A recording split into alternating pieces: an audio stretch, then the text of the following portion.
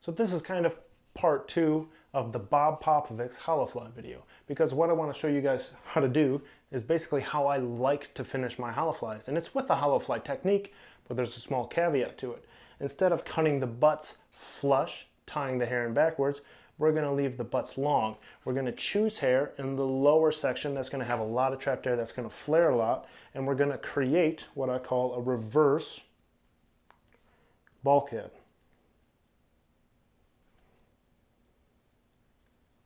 So you're going to get all the attributes of a bulkhead combined with the attributes of a holofly. This becomes most useful as you scale your holoflies up. This is basically the beast finisher. This right here is how you finished a beast or a full profile, 8, 9, 10, 14-inch holofly. I'm Gunnar Brammer with Brammer's Custom Flies. Let's dive in and check out this technique. So what we're going to do is we're going to take hair from the base section, the lower third, full of trapped hair. I'm going to hand blend these two together, and I'm going to make kind of a really gross, bright lemon head fly pattern.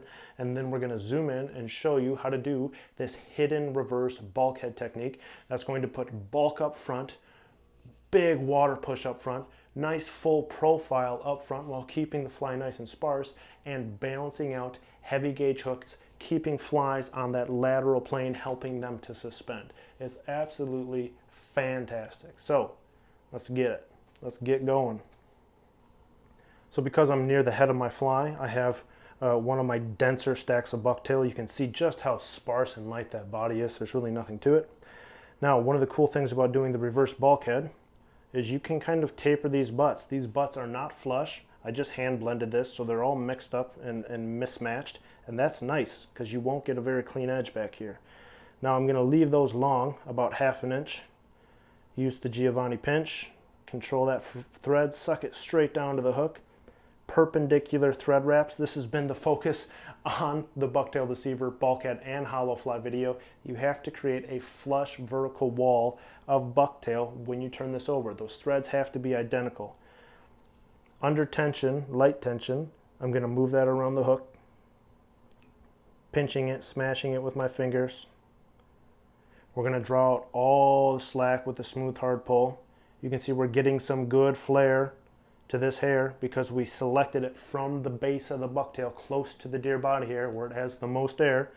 Going to come up, high pressure wrap, high pressure wrap. Those wraps have to be perpendicular so that you have a smooth vertical face wall to this bucktail. This bobbin's locked, right? It's locked up just like in all the other videos, and I'm just trying to control this and get this hair straight back.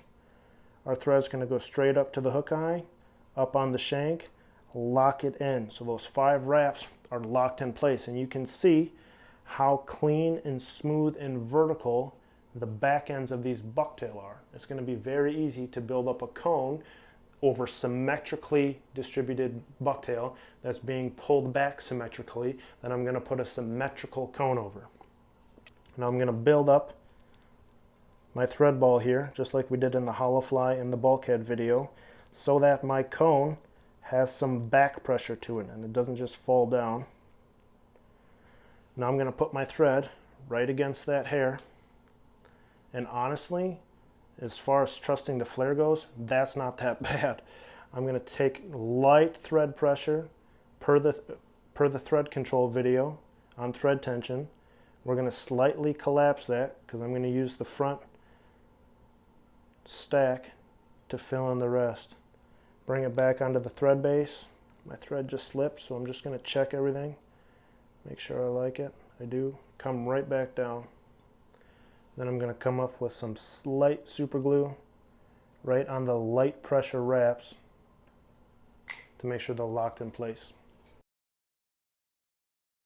Something to practice is distributing bucktail with both fingers. Right now I'm using my non-dominant hand to do it.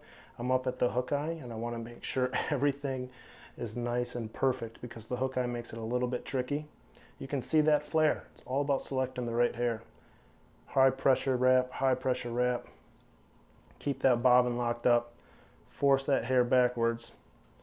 And now we have the benefit of using this hook eye to control all of that bucktail and get a big, broad, hollow fly that has all those bucktail butts underneath supporting it, balancing out that hook, pushing water with a very uneven, non-flush cut butts. So everything's very well tapered. Look at that, that's sick. Just a little bit more. Come right down to that hook eye.